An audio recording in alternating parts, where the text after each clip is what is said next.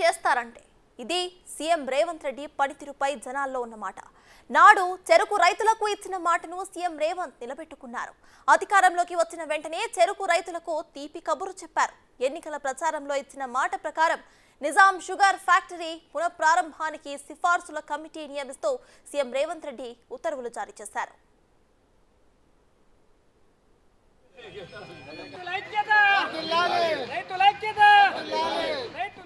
తొమ్మిదేళ్లుగా మూతపడి ఉన్న ఫ్యాక్టరీ తెరుచుకోవడంతో రైతులు హర్షం వ్యక్తం చేస్తున్నారు. గత ప్రభుత్వ హయాంలో ఎన్నిసార్లు మొరపెట్టుకున్నా కూడా ఫలితం దక్కలేదని చెబుతున్నారు. పాదయాత్రలో తమ బాధలను విన్న రేవంత్ అధికారంలోకి వచ్చిన వెంటనే ఇచ్చిన మాటను నిలబెట్టుకున్నారని కొనియాడారు.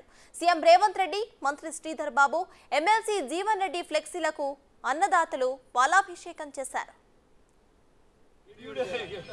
ప్రభుత్వము నిన్న ఏదైతే జీవో పాస్ చేసి నిజాం చక్కెర ఫ్యాక్టరీల పునరుద్ధరణ మీద సిఫార్సు కమిటీని 10 మంది సభ్యులతో కూడినటువంటి కమిటీని ఏర్పాటు చేయడం జరిగింది.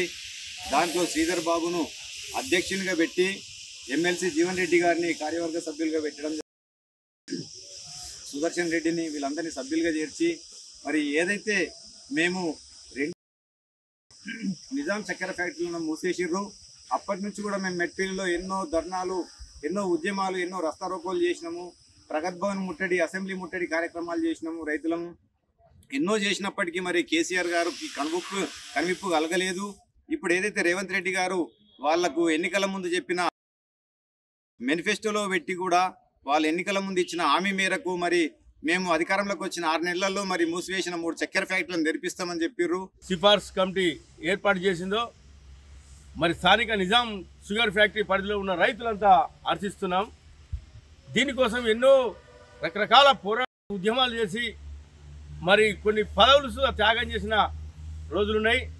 మరి అట్లాగే గవర్నమెంటు 100 రోజుల్లో హామీలు ప్రకటిస్తున్నది. మరి సుమారు 45-50 రోజులలోనే మరి ఈ కమిటీ వేసినందుకు రైతులను హర్షిస్తున్నాం.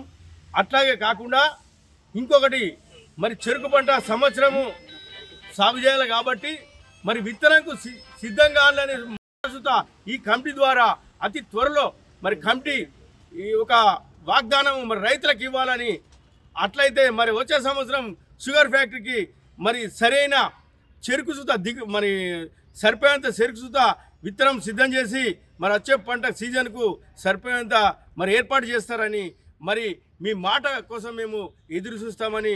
కాంగ్రెస్ పార్టీ మాకు నిజాం షుగర్స్ ఫ్యాక్టరీలను మేము తెరిపిస్తానన్న హామీ మేరకు నిన్న ఒక సిఫార్సు కమిటీ, రేవంత్ రెడ్డి ప్రభుత్వం సిఫార్సు కమిటీని నియమించింది.